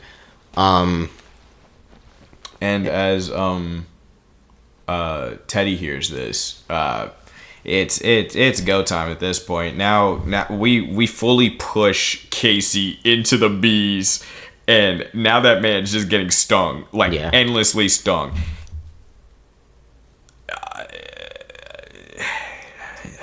Casey's dead now. No, you forgot about it. He fucking like shoveled his shit. Did he? Yeah, he like fucking took a shovel straight to his fucking face. Oh yeah. Yeah. Yeah, he did. He like while he's getting stung by bees, like Teddy just grabs his shovel. I did forget about that. And just bashes his face. I think I was writing something down, and I think I heard it, and I was like, oh. Okay. Yeah, he bashes him straight in the face. So like, yeah, you can tell like shit is hitting the fan quickly now. Like you can definitely tell this is the third of the movie. Yeah, 100%. I don't remember how she got free, or if she was just free because she was knocked out anyways. But she wasn't free at that point. No, but I mean she wasn't like shackled. That's what I mean. I mean she was restrained because she was able to see like the Not yet. That's not yet. That is right. No, it's not. When is that then? That's after he comes downstairs and finds Dawn, and he's like, "Oh my god," and she's like, "I literally didn't do anything. Like he did that to himself." And she's like, and he starts talking to her, and she's like, "I am an alien. You gotta go save your mom, dude. You gotta go save your mom." Oh, that's right. Yeah. You gotta go save your mom. And she's like, and how do you save? How does Teddy save his mom? How does Teddy save his mom, Wade? She's like, what is it? She's like, okay, so here's what you gotta do. I have this cure in my car. We developed a cure, and I keep it in this canister. And so no one would take it. Now, don't believe what the canister says. It says, I think it was antifreeze. Yeah, it says antifreeze. It's not antifreeze. That's actually the cure. You take it, you put it in her, her saline bag? Like her IV. Her IV, and it's going to cure her. And he's like... This is the cure. And he's like, are you sure? And she's like, 100%. Absolutely. So you know what Teddy does? He bashes her knee in. just in case. Just in case. Goes up, goes to her car, gets the antifreeze, bikes to his fucking mom. Mm-hmm. And while this is happening, that's when that's when she is able to discover. First off, she has to limp everywhere because he got her shit good in the knee with the shotgun. Yeah, it was like the shotgun butt again. Yeah.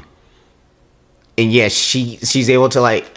It's still in the basement. I don't remember where in the basement it is, but it's just like a separate room, and it's just full of like bodies. Yeah. And just parts. Yeah, and just dissected human parts and everything like that. Like there's a bunch of notes, pictures, files, yeah, jars. And it makes you realize like there were parts with how Teddy was talking earlier in the movie that kind of like alludes to like the fact that this isn't his first rodeo. Yeah. But it's like, how deep are you in this, dude? Mm-hmm. He was deep. He was. I mean, I don't know how much deeper you can go. After the first one, it's like.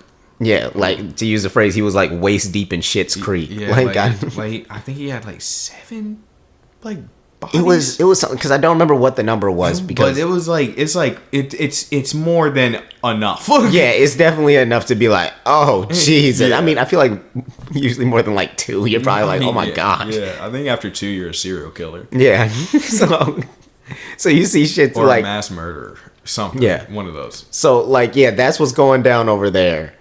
And meanwhile, old Teddy, he's about to go save his mom. Oh, he's saving his mom, dude. He's saving his fucking mom. He gets to the hospital. Yep. He's got the cure. He has the cure. That says antifreeze, but it's not antifreeze. It's not fucking antifreeze, guys. He gets a needle. A syringe. He gets it, puts in the IV, pushes it. Cure in there. Hold up. Vitals start spiking a little bit. She's coming back. She's coming back to us. Mom gets a shaking. Oh yeah. Mom gets a shaking. And then she stopped. Yeah, and then the vitals stopped. And then the thing went doo. And then Teddy went, oh. The antifreeze bottle. The antifreeze bottle was antifreeze? Oh fuck, dude. Like, oh my god. No. And like upon realizing like, oops, he killed his mom. He just runs. Yeah, I think he jumps out the window. Yeah, he gets up. Yeah. And like I think they're on like the second floor or something like that, because it wasn't like a soft drop. Yeah, I thought it was like a fire escape type of deal. Yeah, but I don't think he took the fire escape though. I don't know. I don't remember exactly, but yeah, I'm pretty sure he didn't land too well. And I remember like one of the nurses like came to the window and she was like, hey, what the fuck? Hey, get back here! Did you just kill that girl, that woman? And like he gets this blue shit. He gets back to the house. He goes back to the basement, and fucking Michelle is all like standing right there, like waiting for him, and she's like, "How many of them? How many? How many?" He's like, "What?" He's like, "How many?" You said the cure was gonna. You said the cure. She was like, "Nigga, it was antifreeze." She's like, "Yeah, you're stupid. No, we gotta focus on this." How many were Andromedan? And I think that was like when he was like 2 of them. Yeah, he was like 2, and she was like 2. Yeah. 2. And I was like, damn, what the fuck is that? Yeah, because it's like, and it's like we never really saw like how, because like he never. I don't think he was ever fully. No, let me not say that. But I was very curious on what would have, like when he dissected him, how he was like this one. Yeah, like not this one. I wanted to know. You know what I'm saying? Like we don't get to find that out, unfortunately. He gave like tells of like, this is how you find an alien, and it was like really small, minute shit. Yeah. And I was like, you could tell by the fingernail curve. And I'm like, yeah. What are you talking about, gang? Like, huh? Like this just sounds like genetics. You can tell by the spacing of their hair follicles, and I'm like, oh, what are we basing this off of? But like, so Michelle's just like, I think because she just starts like, yeah, she just goes in. She just goes in, like on full, like she goes full in Andromedan, Andromedan, like higher up. She goes full in, and Teddy's like scared. He's like, oh, like, oh my god. And she's like, you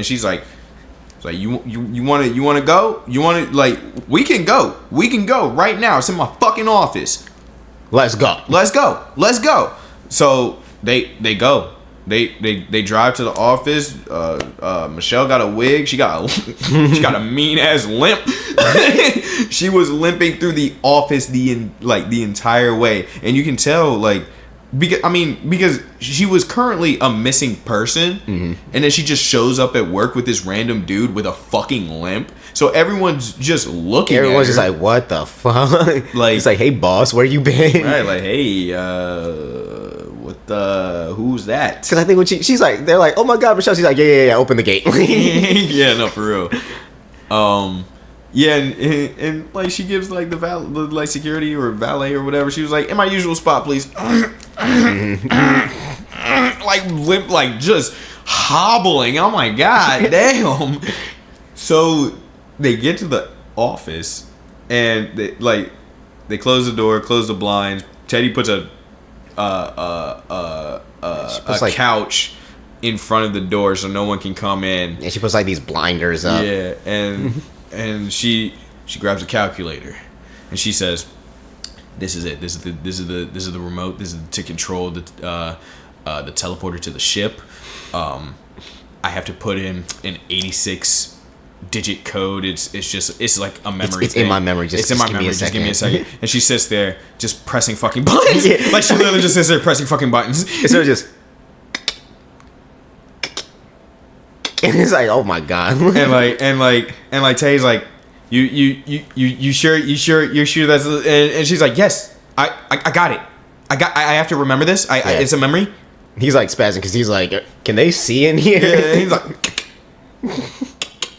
and like the whole time you can see in the background, like the office, like they're looking in and everything, like people are running back, like it looks like they're getting help and things like that. And like meanwhile he's just like, oh god. And she's like, are you ready? Are you like ready to like go? And he's like, yeah. I think this is for Don. This is for the human race. And just in case you're fucking with me, yeah. He opens his jacket. He just has fucking explosives, bombs. just homemade explosives all over him. And Michelle's like, okay, all right. He's like, just in case. Yeah. I'm like that. If you're fucking with me, I'm about to set this bitch off.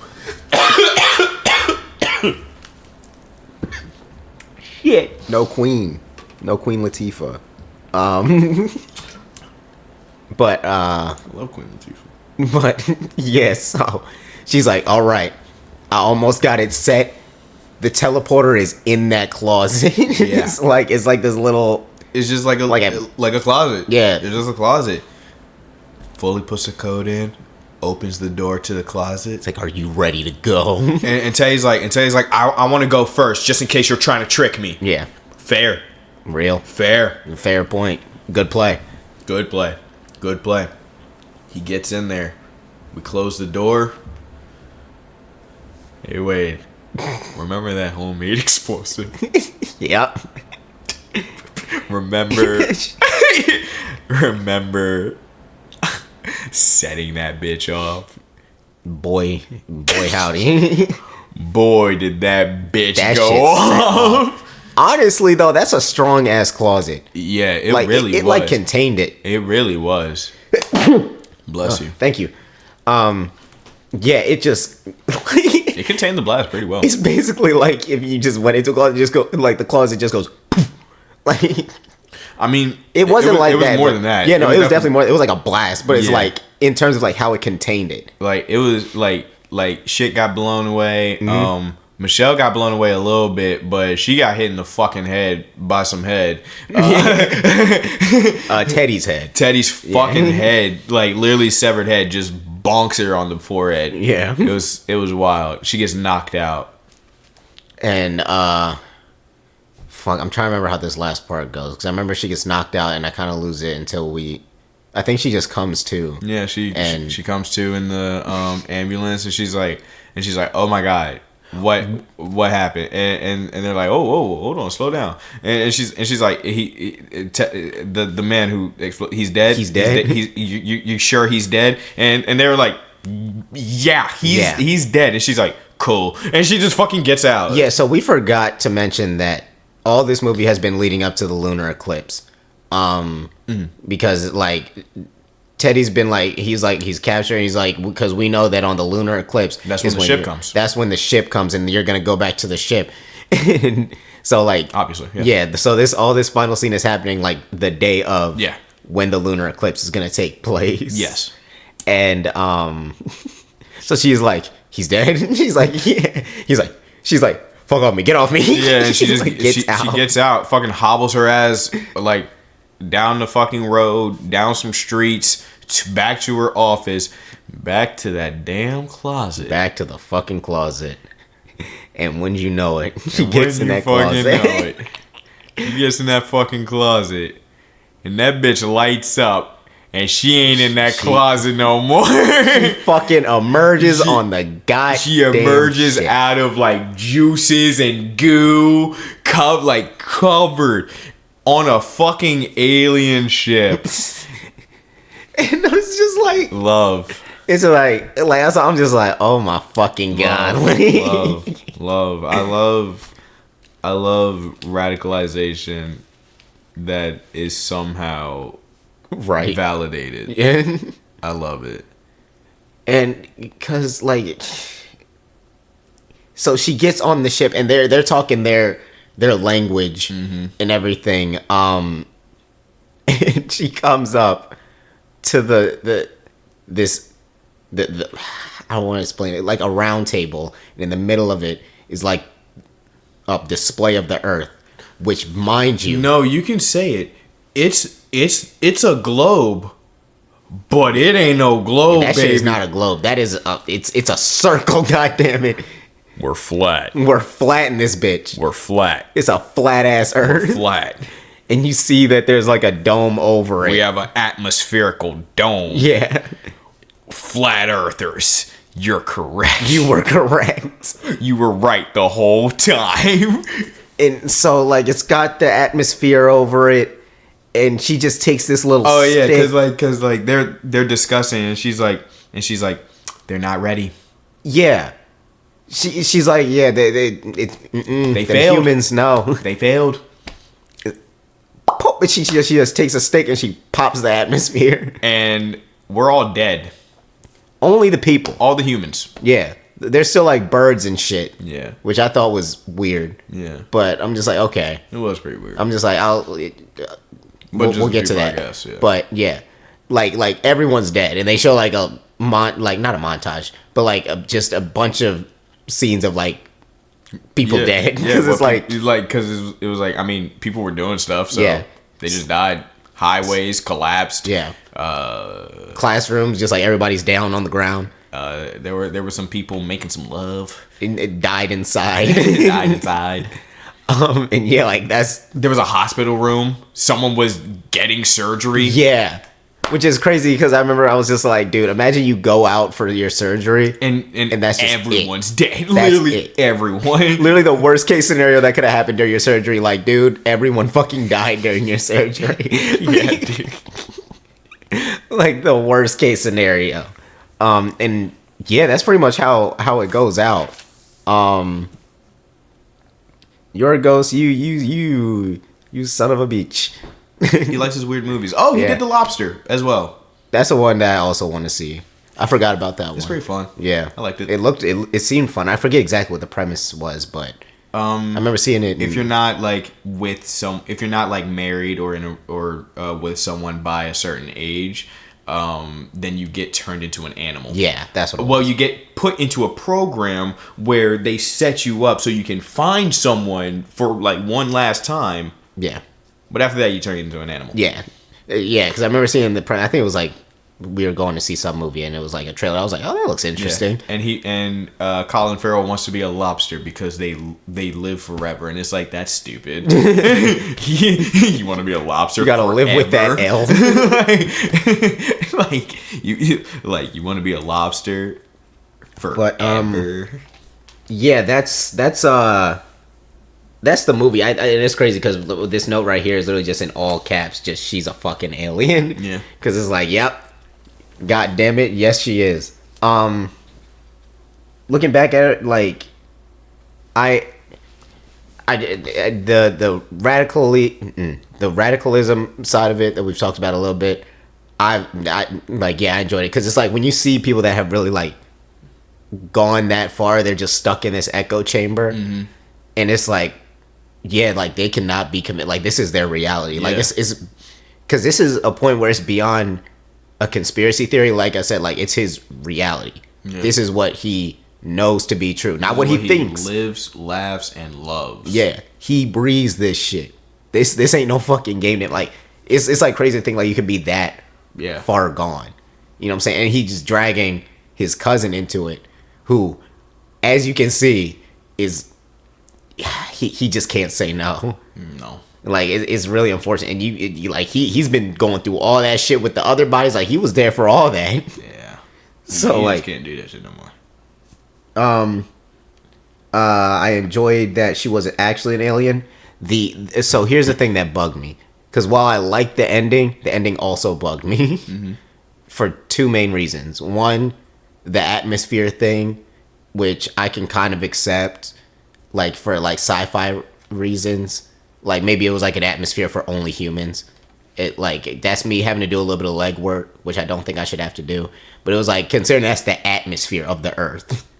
I feel like everything should just die. I think it's funny that like you're bugging about the atmosphere, but you thought her floating was literal. I mean, cause like look at how ridiculous the movie gets at the end. So I'm just like, yeah, like I don't know.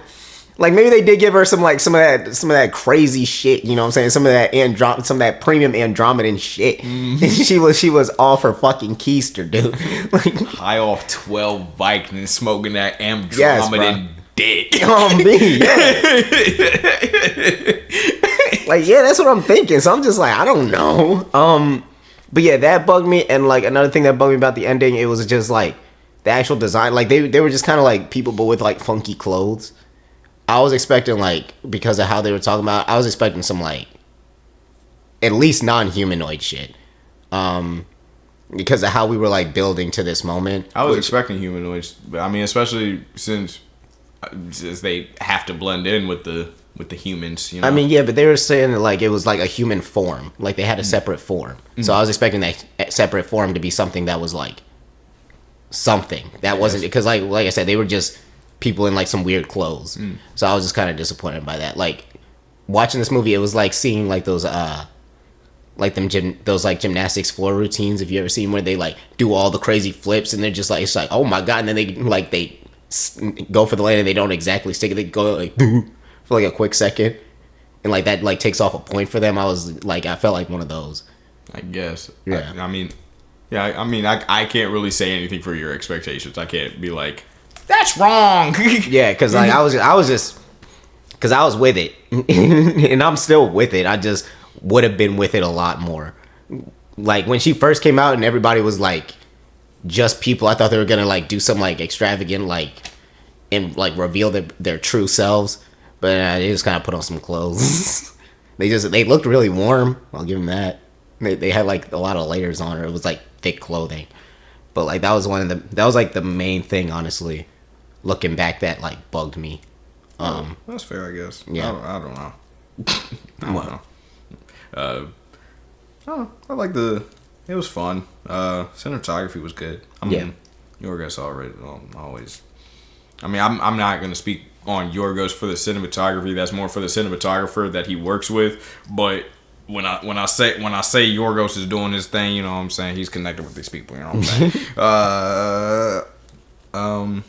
Yeah, I love the fact that they took more advantage of long shots. Yeah. I'm a sucker for that kind of shit. I mean, sentimental value, baby. They had a lot of long takes. They did. Love it. Love that. Love that, baby. I always love seeing Jesse Plemons and Emma Stone. Yeah, I mean, they were cool. Yeah. They were cool. I didn't see anything from either of them that stood out to me that was better than other things I've seen them in. You know what I mean? These weren't really breakout roles for me. Yeah. I mean, I haven't seen Jesse Plemons in a whole lot of stuff. I saw him in I don't remember what was that movie called. It was Thinking of Anythings. Huh? I'm Thinking of Anythings. That too. He's also in Like Mike. He's in Like Mike. Yeah, he's the bully. Oh shit. Yeah. But no, that's not what I was thinking of. It's I don't remember. It's something on Netflix.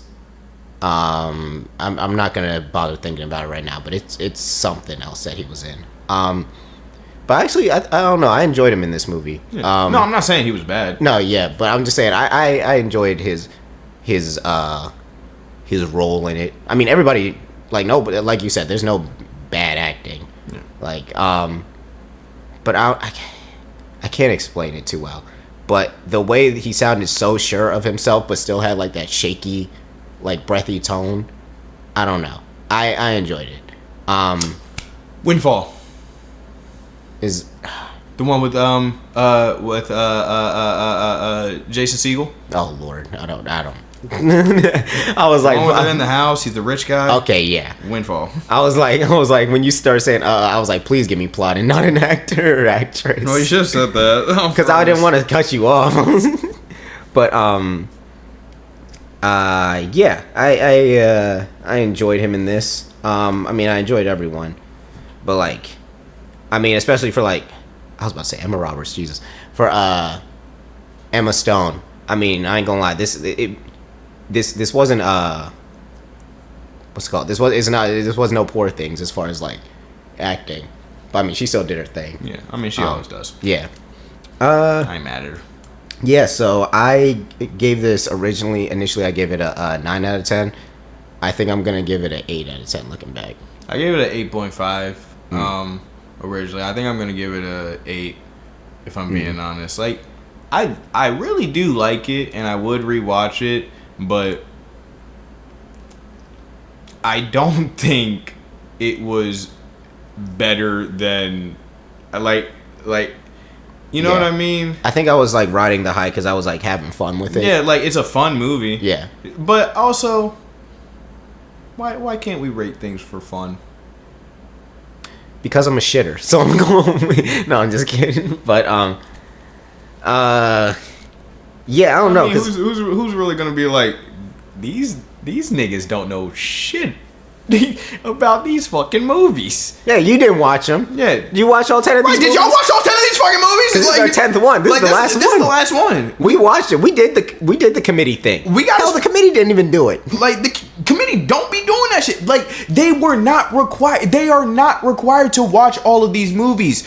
Are we, like, y'all are, come on now. Like, we did it. We do the fucking work. And we we're got just two shit. guys. And this isn't even our job. We got other shit like, I have shit to do, gang. Like, I had an online class earlier, like, bro. We got all types of shit we're doing, and we still gotta watch these, like, fucking, like, brother.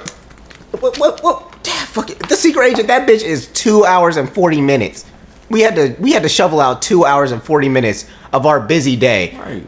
And we got that shit done, goddammit. Bro, we gotta take care of our kids and shit. Yeah, like, bro. We gotta make sure the office is clean and shit like that. Bro, like we don't we keep saying like, oh, we got cleaners, we got the maids, we got custodians and shit. No, we don't got that shit. We don't have that shit. Like, we live in large, but we broke, nigga. Nigga. We live in large, baby, but we ain't that large. We ain't that large. We ain't got like resources, you know. We got the shit, but we ain't got no shit, you know. You know, just for all this bullshit, I'm taking it down to 7 out of 10. Fuck this movie. Damn, y'all just ruined it, yo. Y'all just ruined it. Y'all ruined the rating. Y'all ruined the rating. Wait, who's y'all? Them. Like the committee or who's watching? Yeah. The committee's watching. If you're on the committee and you're watching this, it's a 6 out of 10 because you got. If you're on the committee and you're watching this, all of these movies, 4s. Every single one of them, 4s. That's crazy. Putting sentimental value to 4 is crazy work. I don't think I could ever do that in my life. Maybe I can do that with F1. Yeah. But join us next time where we will be giving our official list, our official rankings of all 10 of these lovely, lovely movies and F1. We're gonna of all 9 of these movies and one piece, one something. It's oof. F1 is such a. It's also in this list. It's in the list. It's crazy that's in this list. It was such a throwaway pick, bro. Right? Like, there had to be something else. There literally had, like, I could have watched literally anything else. There could have been anything else. But that doesn't matter right now. What's up? That's for another conversation, because that's something that will have to be saved for the Oscars. I need to write that down. But because write it down, baby. Yeah, because we'll talk about that during the Oscar. I mean, during the next podcast. So tune in there where we'll get into some more. Where we once again air our grievances about the Oscars. Oh, dude, no, we're gonna air our like it's gonna be more than the rating. Like, it's gonna be so much more than the rating. But point is, we got all 10 done. Next episode, we're reviewing all 10 of them. We're ranking all 10 of them. We're gonna talk about it. We're gonna deliberate. We're gonna give our scores, and we're gonna give our Oscar Oskmo? It's a working title. It's in progress. Chrishmolish.